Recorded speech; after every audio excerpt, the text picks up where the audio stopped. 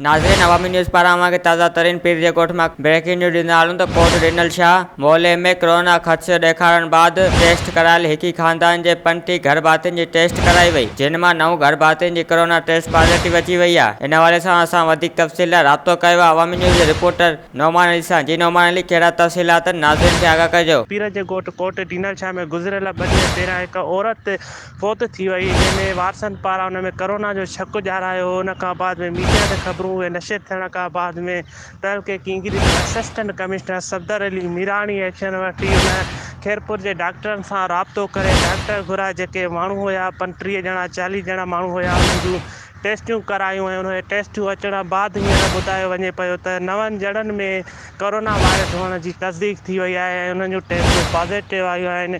ऐं पीर जे ॻोठ शहर में हींअर ख़ौफ़ वारी फिज़ा छायल आहे, माण्हू घरनि ताईं महदूद थी विया आहिनि। ऐं DC खैरपुर सिंध हुकूमत खे घुरिजे त फौरी तौर उपाउ वठी एहतियाती जेके सामान आहिनि उहे ॾिना वञनि पीर ॻोठ वासियुनि खे, जंहिंमें हैंड कवर आहिनि, मास्क आहिनि ऐं कोरोना स्प्रे आहे। ऐं उन खां बाद में इंतिज़ामिया अञा बि बेवसी ऐं लापरवाही ईअं आहे त अञा ताईं हिते इंतिज़ामियात अहिड़ी का ख़ासि तौर न आहे पहुती जेका शहर में स्प्रे कराए या की कोरोना खां बचाव जे लाइ के इंतिज़ाम कया वञनि। अहिड़ी का बि हिते इंतिज़ामियात अञा ताईं न आहे पहुती। शहरनि में वेतर खां वेतर ख़ौफ़ वधी वियो आहे। जी।